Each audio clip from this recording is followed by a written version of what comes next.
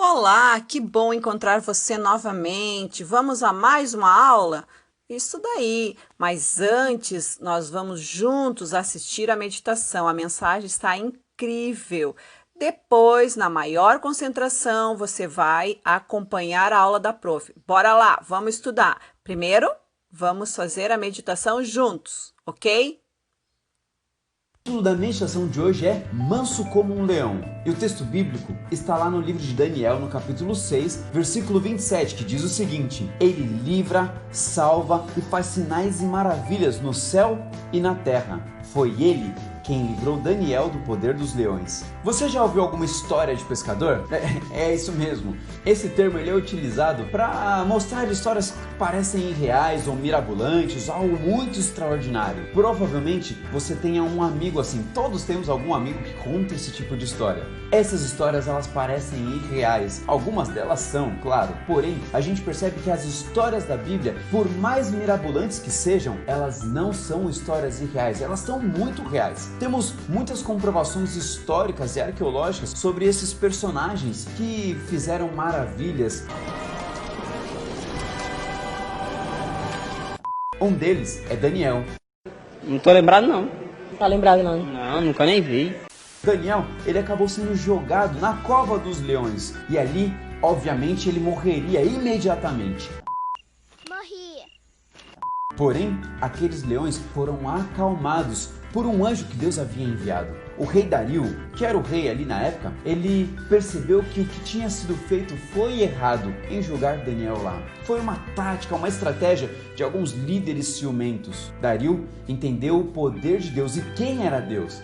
I am God.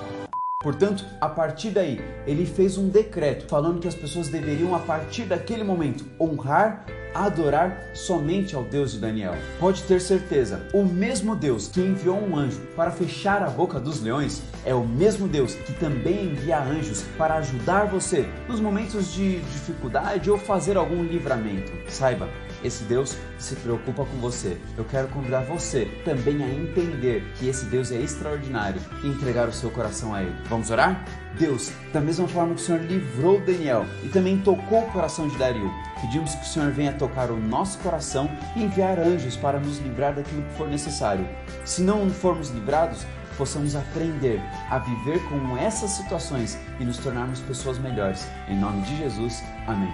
Valeu, galera, que Deus abençoe muito.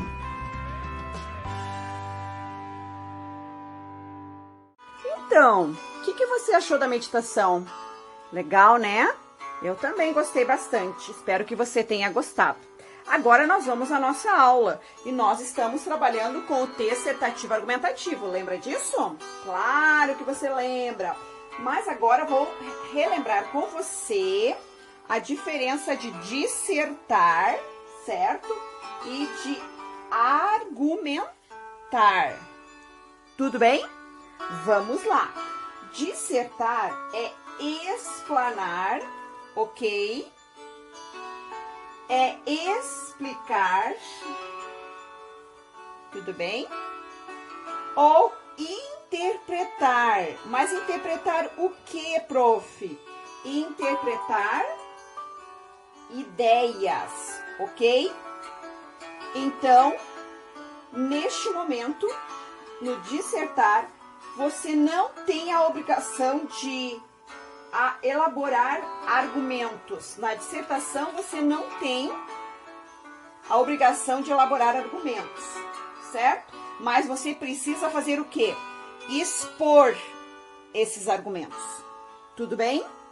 Então, isso é dissertar. Mas agora vamos ver argumentar. Argumentar é criar recursos, certo? Recursos de convencimento por meio de apresentação, ok? De apresentação de razões, vai grifando aí, de razões, provas, certo? De razões e provas, em uma perspectiva lógica argumentativa. Então, você vai ter agora as explicações argumentativas. Tudo bem? E qual é o objetivo dessas explicações? É persuadir. Persuadir quem? Persuadir o leitor, que vai, então, ler o seu texto, tomando-se posição e defesa de uma, certo? Posição ou defesa de uma ideia, ok? De uma ideia ou uma causa, ok? De uma ideia ou uma causa social. Então, por que nós falamos em texto dissertativo argumentativo? Porque agora você vai juntar os dois. Você vai explanar, você vai explicar, interpretar. E agora você vai entender o que os textos motivadores pedem para que você desenvolva a proposta, então, de redação. E agora você vai colocar argumentos. Só que na hora que você coloca argumentos, você precisa o quê?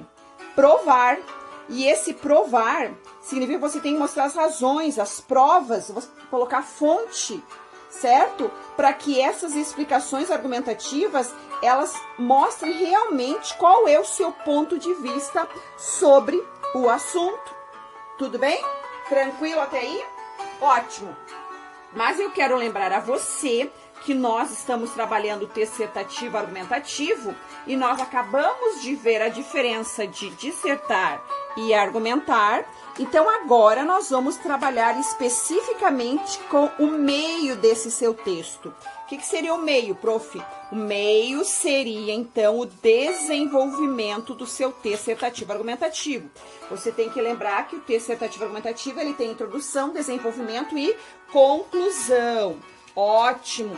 Só que agora nós vamos trabalhar hoje com o desenvolvimento, ok?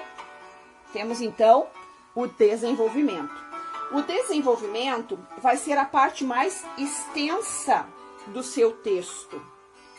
Pois é no desenvolvimento que você vai fazer o quê? Nesse seu texto você vai discutir então o tema proposto por meio de quê? De argumentos, ok?